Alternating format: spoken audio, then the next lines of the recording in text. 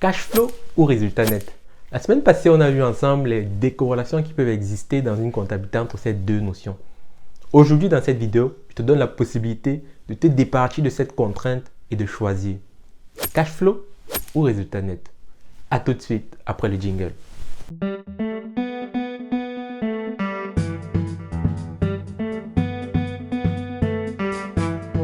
Bonjour à toi et bienvenue sur ma chaîne. Moi c'est Kevin, tout aussi jeune diplômé d'expertise comptable.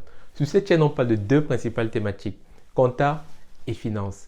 Il est question tout simplement de vulgariser les concepts de base de la compta et de la finance, de présenter, de voir ensemble les différents métiers qu'on peut retrouver au travers d'interviews et de présentations de métiers de façon générale, mais aussi et surtout de répondre aux problématiques de ceux qui évoluent.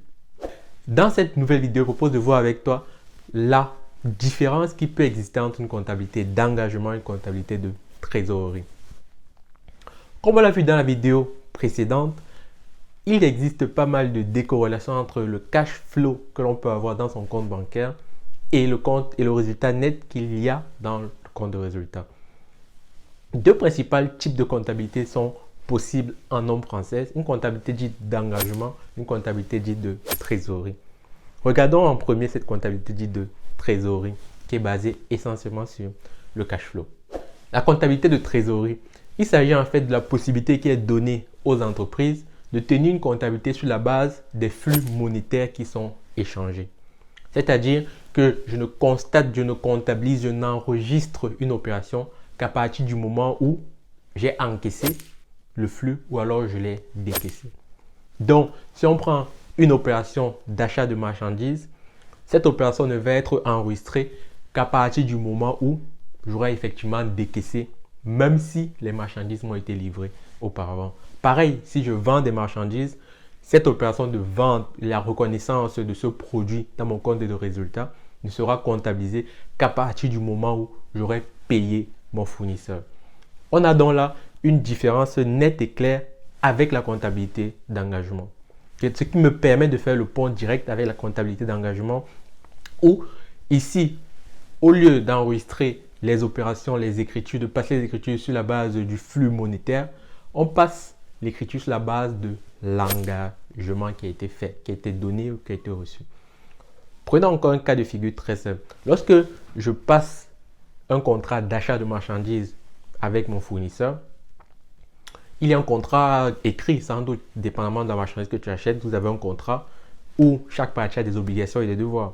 Le fournisseur, il a l'obligation de me livrer les marchandises et moi, j'ai l'obligation de lui payer le prix. Il peut y avoir bien entendu des aménagements pour le paiement de ce prix, mais dès le moment où on a signé ce contrat, des engagements sont présents.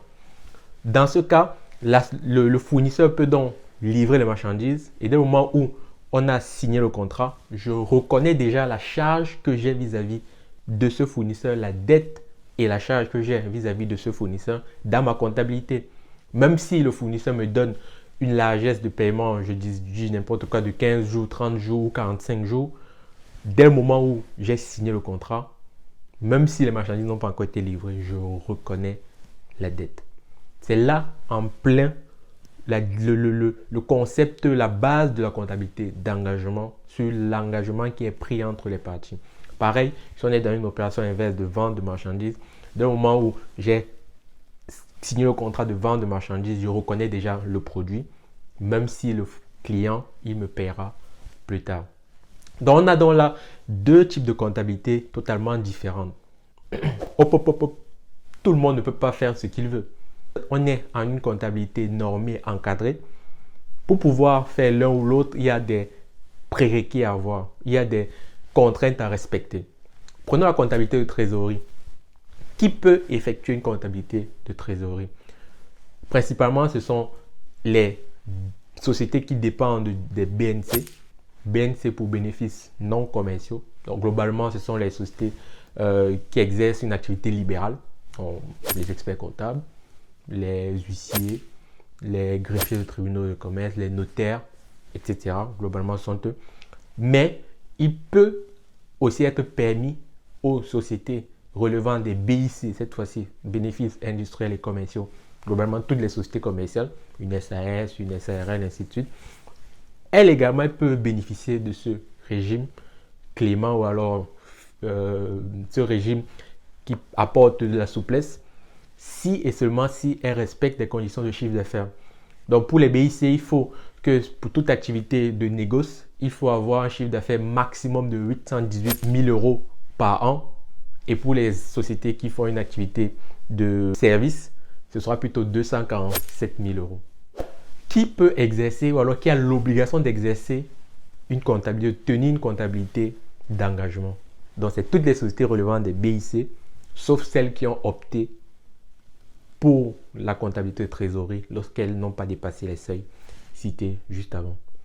Quelle est donc finalement la différence? Pourquoi vouloir bénéficier d'une comptabilité de trésorerie et non pas d'une comptabilité d'engagement? Principalement, l'avantage qu'on peut avoir dans une comptabilité de trésorerie, c'est la facilité de tenir sa comptabilité au quotidien. Lorsqu'on est sur une comptabilité de trésorerie, c'est simple. Je récupère le relevé bancaire et je n'enregistre que les opérations qui sont listées sur ce relevé bancaire. Pendant toute l'année, c'est ce que je fais. Je ne constate aucune dette, aucune créance. Je constate uniquement les flux monétaires. Donc, en termes d'organisation comptable, il est beaucoup plus simple tout au long de l'année de l'effectuer. Mais tenez-vous tranquille, ce n'est pas parce que je le fais comme ça pendant toute l'année que je ne vais pas quand même constater les créances et les dettes. En fin de période, il faut quand même les constater. Sinon, le bilan, sinon la société, sinon la comptabilité ne reflèterait pas la réalité. L'un des inconvénients à cette méthode de comptabilisation par trésorerie, c'est qu'on n'a pas au jour le jour une situation réelle de ce qui se passe dans la société. Donc, si on est sur un exercice qui dure 12 mois, le 31 mars, je ne peux pas savoir que j'ai une dette ou une créance vis-à-vis d'un client ou d'un fournisseur. Ça, je ne le saurais pas. Pourtant, en comptabilité d'engagement, là, on a le principal avantage d'avoir cela, c'est de pouvoir avoir au jour le jour une vision claire de tous les engagements que j'ai donnés et que j'ai reçus vis-à-vis de toutes les parties prenantes. L'un des inconvénients que l'on a sur la comptabilité d'engagement, c'est à l'opposé de la comptabilité de trésorerie, une difficulté opérationnelle à mettre en place. C'est beaucoup plus lourd pratiquement de mettre en place une comptabilité d'engagement qu'une comptabilité de trésorerie. Si on est sur une comptabilité d'engagement, comme vous l'avez compris, il faut constater au quotidien les créances et les dettes. Qui dit créances et dettes dit donc compte pour stocker ces créances et ces dettes-là. Les créances et les dettes peuvent être vis-à-vis de tellement de parties prenantes. Donc, si j'ai des clients, il faudrait que j'ai un sous-compte pour chacun de ces clients-là, en tout cas en comptabilité analytique. Et pareil pour les fournisseurs, pour chacun de ces fournisseurs, pour pouvoir rattacher chaque dette au bon fournisseur, chaque créance au bon client. Donc là, on a une complexité qui est apportée comparativement à la comptabilité de trésorerie.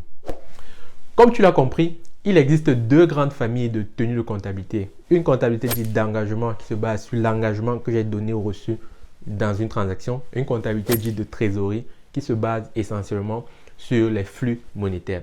Dans les deux cas, en fin de période, on doit avoir le reflet dans les comptes pour qu'ils puissent refléter la réalité des créances et des dettes. En cours de l'année, il y a juste cette distorsion, mais en fin d'année, les deux se rejoignent. J'espère que cette vidéo t'a plu et que tu as appris quelque chose. Si c'est le cas, mets-moi un pouce bleu. Abonne-toi également à cette chaîne. N'oublie pas d'activer la cloche de notification pour ne pas rater de prochaines vidéos comme celle-ci. Je te dis à très vite.